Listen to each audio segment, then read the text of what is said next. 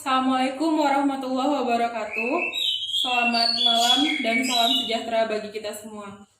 Kami dari kelompok 5 yang beranggotakan saya sendiri Maulidin Anwar. Ya, saya Sumini.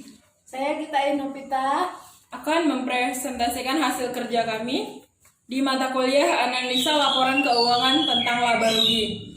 Nah, pembahasan yang pertama akan dibawakan oleh saya sendiri. Yang pertama, pengertian laba kotor. Tujuan utama dari perusahaan adalah untuk mendapatkan laba.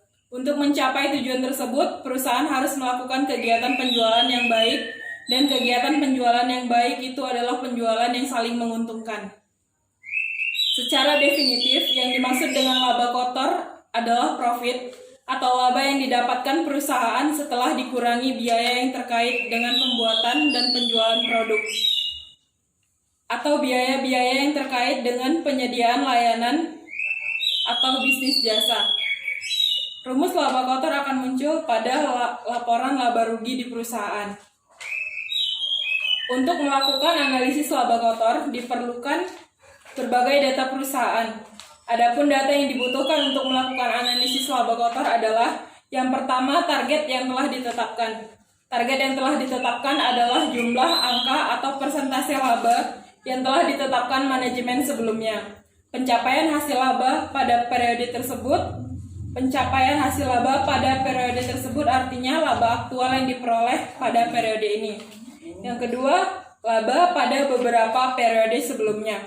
Merupakan perolehan laba beberapa periode yang lalu, lebih dari satu periode ke belakang. Kegunaannya untuk melihat tren perjalanan laba perusahaan dari periode ke periode. Nah, pembahasan yang kedua tentang faktor-faktor yang mempengaruhi laba kotor akan dibawakan oleh Saudara Semini.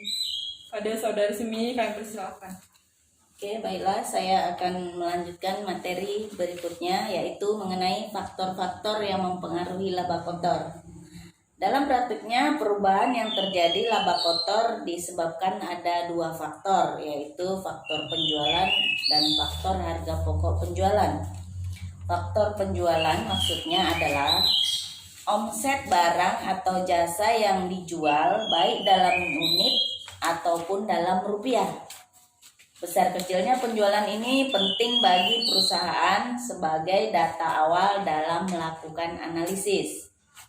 Penjualan dipengaruhi oleh faktor harga jual dan faktor jumlah barang yang dijual.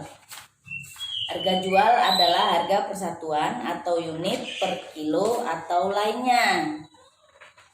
Faktor jumlah barang yang dijual maksudnya banyaknya kuantitas atau jumlah barang volume yang dijual dalam satu periode. Berikutnya yaitu faktor harga penjualan. Harga pokok penjualan adalah harga barang atau jasa sebagai bahan baku atau jasa untuk menjadi barang dengan ditambah biaya-biaya yang berkaitan dengan harga pokok penjualan tersebut. Harga pokok penjualan dipengaruhi oleh harga pokok rata-rata.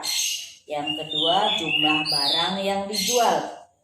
Harga pokok rata-rata itu biasanya terjadi pada perubahan harga pokok-pokok persatuan atau unit per kilonya.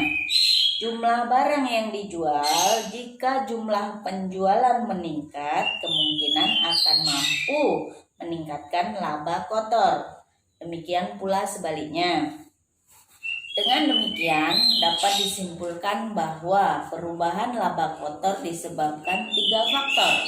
Yang pertama, berubahnya harga jual. Kedua, berubahnya jumlah kuantitas atau volume barang yang dijual. Yang ketiga, berubahnya harga pokok penjualan. Harga pokok penjualan suatu produk banyak dipengaruhi oleh faktor-faktor, diantaranya harga bahan baku, upah tenaga kerja, serta kenaikan harga secara umum. Yang materi berikutnya yaitu mengenai manfaat analisis laba kotor. Analisis laba kotor merupakan salah satu kegiatan yang sangat penting bagi manajemen guna mengambil keputusan untuk masa sekarang dan masa yang akan datang, sehingga target akan tercapai. Secara umum, manfaat yang dapat diperoleh dari analisis laba kotor adalah: 1. Untuk mengetahui penyebab turunnya harga jual. Yang kedua, untuk mengetahui penyebab naiknya harga jual. Yang ketiga, untuk mengetahui penyebab turunnya harga pokok penjualan. Demikian saya sampaikan. Selanjutnya materi akan disampaikan dengan teman kita, Gita. Silakan. Ya, saya akan melanjutkan materi ini. 4. Untuk mengetahui penyebab naiknya harga pokok penjualan. Penyebab naiknya harga pokok penjualan juga sangat penting untuk diketahui oleh perusahaan, karena dengan diketahuinya penyebab naiknya harga pokok penjualan, perusahaan pada akhirnya mampu menyesuaikan dengan harga jual dan biaya-biaya lainnya. 5. Sebagai bentuk pertanggungjawaban bagian penjualan, analisis laba kotor juga memberikan manfaat sebagai bentuk pertanggungjawaban bagian penjualan akibat naik harga jual. Yang keenam, sebagai bentuk pertanggungjawaban bagian produksi, analisis laba kotor juga memberikan manfaat sebagai bentuk pertanggungjawaban bagi bagian produksi akibat turunnya harga pokok penjualan. Dan yang ketujuh, sebagai salah satu alat ukur untuk menilai kinerja manajemen. Sudah pasti analisis laba kotor ini pada akhirnya akan memberikan manfaat untuk menilai kinerja manajemen dalam suatu periode. Yang kedelapan, sebagai bahan untuk menentukan kebijakan manajemen ke depan.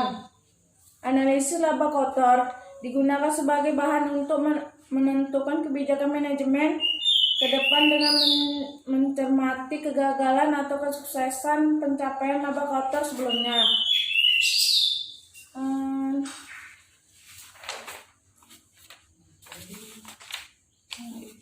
Materi selanjutnya yang perencanaan laba kotor. Membuat rencana laba suatu perusahaan merupakan kewajiban yang harus dilakukan oleh suatu usaha sebelum suatu kegiatan dijalankan. Dalam membuat rencana laba, perlu terlebih dahulu ditentukan atau dianggarkan target laba yang ingin dicapai, baru kemudian disusun harga jual yang harus dipasang. Sekian persentase dari kami. Lebih dan kurang kami mohon maaf. Assalamualaikum warahmatullahi wabarakatuh dan selamat malam.